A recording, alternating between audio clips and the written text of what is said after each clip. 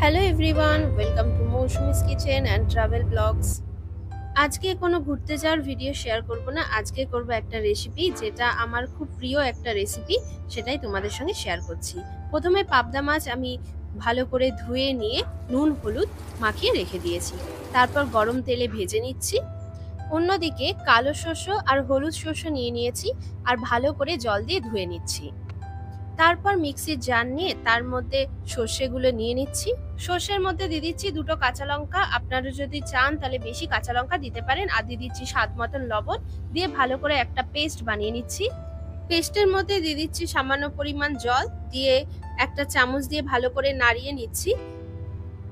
এবার আমি এই সর্ষের পেস্টটাকে ভালো করে ছেঁকে নেব, কারণ অনেক সময় খুব অম্বল হয় সর্ষে বাটা খেলে।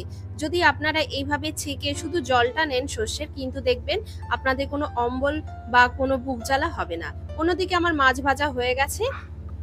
মাছ ভাজা তেলের মধ্যে দিয়ে দিচ্ছি পেঁয়াজ কুচি। পেঁয়াজ কুচি দিয়ে ভালো করে নেড়ে নেব। আর যতক্ষণ না গোল্ডেন ব্রাউন হচ্ছে ততক্ষণ ভেজে নেব। পেঁয়াজগুলো গোল্ডেন ব্রাউন হয়ে গেছে। এবার ওর মধ্যে দিয়ে দিচ্ছি আমি সর্ষে বাটার জলটা। ভালো করে নেড়ে নিচ্ছি। ভালো করে নেড়ে নেওয়ার পর ওর মধ্যে দিয়ে দিচ্ছি স্বাদ মতো লবণ। লবণ দিয়ে আবার আমি ভালো করে নেড়ে নেব।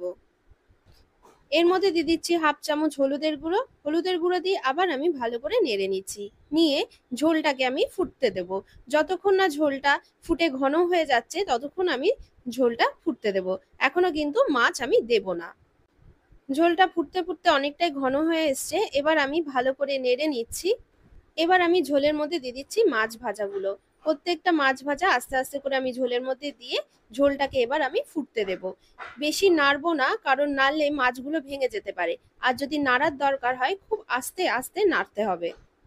আর একটু জলটা আমি শুকিয়ে নেব আর একটু মাখা মাখা করে নেব। আমার রান্না হয়ে গেছে। এবার আমি গরম গরম সার্ভ করে দিচ্ছি। আমার এই রেসিপিটা যদি আপনাদের ভালো লাগে অবশ্যই কিন্তু লাইক আর শেয়ার করবেন।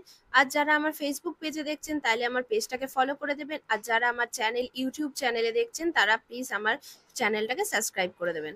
ভালো থাকবেন, সুস্থ থাকবেন। আবার দেখা হবে নতুন একটা রেসিপি নিয়ে বা ট্রাভেল ব্লগস নিয়ে। Thanks for watching my video.